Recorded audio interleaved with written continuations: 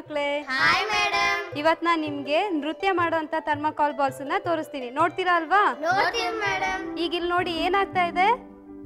Thermocol balls dance ಆಗ್ತಾ ಇದೆ madam. Thermocol balls dance ಮಾಡ್ತಾ ಇದೆ ಅಲ್ವಾ? ಹೌದು ಮೇಡಮ್. ಯಾಕಿರ್ಬೋದು?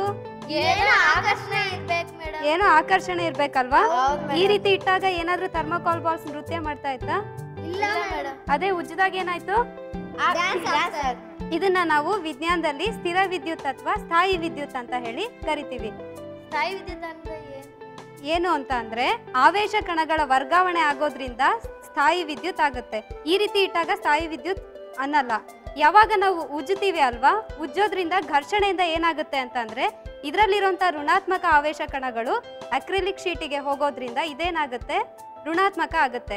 ಇದು ಧನಾತ್ಮಕವಾಗಿರೋದ್ರಿಂದ ಧನಾತ್ಮಕ ಋಣಾತ್ಮಕ ಏನಾಗುತ್ತೆ? ಆಕರ್ಷಣೆ ಆಗುತ್ತೆ ಅಲ್ವಾ?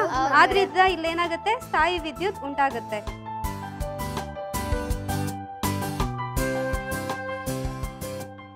ಇದನ್ನ ನಾವು ಪ್ರಕೃತಿಯಲ್ಲಿ ಕೂಡ ನೋಡ್ಬೋದು. ಎಲ್ಲಿ ಅಂತ ಅಂದ್ರೆ ನೀವು ಮಿಂಚು ನೋಡಿದಿರಾ ಅಲ್ವಾ?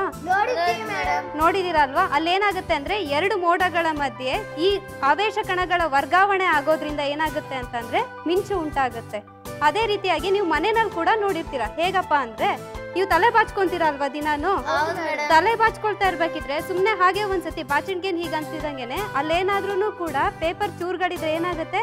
ಬಾಚಿಣ್ಗೆಗೆ ಆಕರ್ಷಣೆ ಆಗುತ್ತೆ. ಯಾಕೆ ಅಂತ ಅಂದ್ರೆ ಅದು ಋಣಾತ್ಮಕವಾಗಿ ಧನಾತ್ಮಕ ಆವೇಶ ಕಣಗಳನ್ನ ಏನ್ ಮಾಡುತ್ತೆ? ಆಕರ್ಷಣೆ ಮಾಡುತ್ತೆ. ಆದ್ರಿಂದ ಅದನ್ನು ಕೂಡ ನಾವು ಸ್ಥಿರ ವಿದ್ಯುತ್ ಅಥವಾ ಸ್ಥಾಯಿ ವಿದ್ಯುತ್ ಅಂತ ಹೇಳಿ ಕರಿತೀವಿ. ಅರ್ಥ ಆಯ್ತಾ ಮಕ್ಕಳೇ? ಅರ್ಥ ಆಯ್ತು ಮೇಡಮ್.